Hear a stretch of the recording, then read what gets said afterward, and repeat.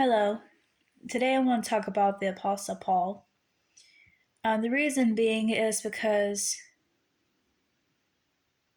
he's personally my favorite of the Apostle because of all the things he went through, but there's one particular um, thing that happened with him that just always amazes me every time I read about it. It's in the book of Acts, chapter 14. Paul was preaching at Derby, and I think it's pronounced uh, uh, Lystra, or I'm not quite sure. It's Lystra. But anyway, what happens is that he's preaching about Jesus, and at first the people, are hearing him, listening to the message, and are accepting Christ. But then these religious Jews decides to disrupt things, and he convinced the people to stone Paul. And it says that they thought that he died, that they thought they stoned him to death. So they left his body outside the city. But what amazes me about this is that it says after this he gets up after the stoning just happened. He gets up, then preaches the gospel the next day, and he also later goes back to the very cities where he was, where around the same people that stoned him in the first place. I mean, that's amazing to me. That really blows my mind. Because listen, stoning. I mean, I'm gonna post a link that talks more about the different methods that are used in stoning. Cut. Well, the Bible doesn't really tell us what exactly happens with the stoning, but different people have found, within within historic things of different methods that was used for it.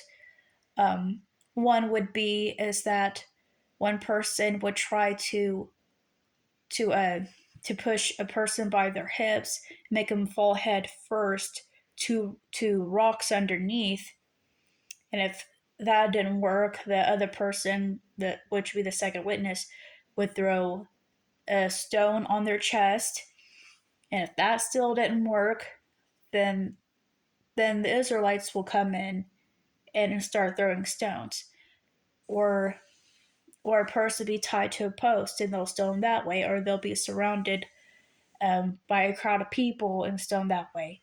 And a stoning could take place from what I've read about it.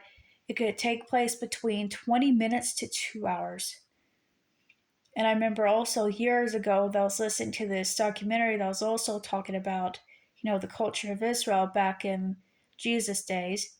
And I remember that they said, you know, with the stoning, that they'll take really big, huge, like rocks and throw it over, they'd be standing over a higher area and throw it, and they would try to aim at the person's head or the person's neck, and try to kill them that way. But either way, stoning is a very gruesome thing, and it's very painful for the person that, well, obviously very painful for the person that goes through it. Now imagine, being Apostle Paul and he's being stoned. They're throwing stones at his face, they're throwing stones at his neck, probably other places of his body. I mean, he had to have been bleeding, had bruises, scratches, and everything. And a lot of people that would have been in Apostle Paul's position, they would have said, okay, I'm just gonna go in this place and I'm gonna hide for a little while, and I'm gonna rest until my wounds are healed. Then I'll go back out and preach the gospel again. But Paul doesn't do that. He gets up and he preaches the very next day.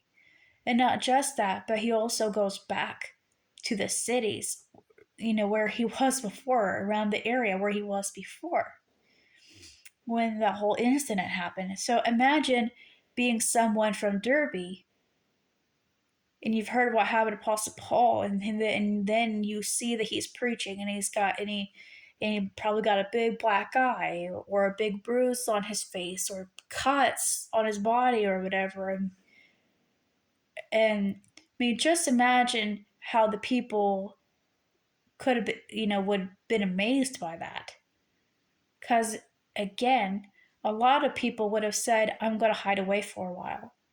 But Paul doesn't do that. He preaches the next day. I mean, he really had to have had God's strength to endure what he endured, and not just that, but also have enough bravery to preach the gospel the very next day. See, that's the kind of faith I would like to have. I want that kind of faith. I'm also amazed what happens also with Apostle Peter. I believe this is in Acts chapter 12. So what happens is that Herod kills James, the brother of John, and because he saw that it pleased the Pharisees, he decides to capture Peter as well to do the same with him, to kill him. Now, what amazes me is that knowing that he was going to die, well, possibly die the next day, Apostle Peter sleeps. Now he's in the cell with Roman soldiers all around him, no way for him to possibly physically escape on his own. He goes to sleep. Now, some people may listen to this and be like, okay, well, why is that such a big deal? Think about it. If you felt that you were going to die the next day, be beheaded or crucified or anything like that, would you sleep?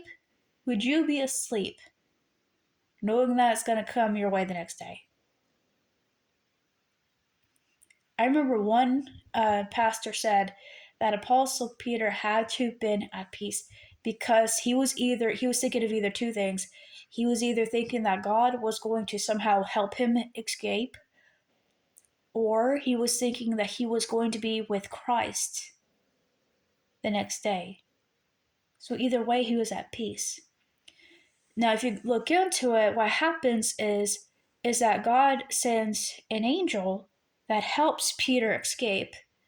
And at first, Peter is thinking that he's just dreaming, that it wasn't really happening. But then, as soon as he gets through the gate, when an angel disappears, an angel's gone. He realizes that it was real, that God actually sent an angel to help him out. And then you can think of people like Daniel in the lion's den, his three friends that escaped from, the fiery furnace. I mean, just imagine. They were so firm in their faith.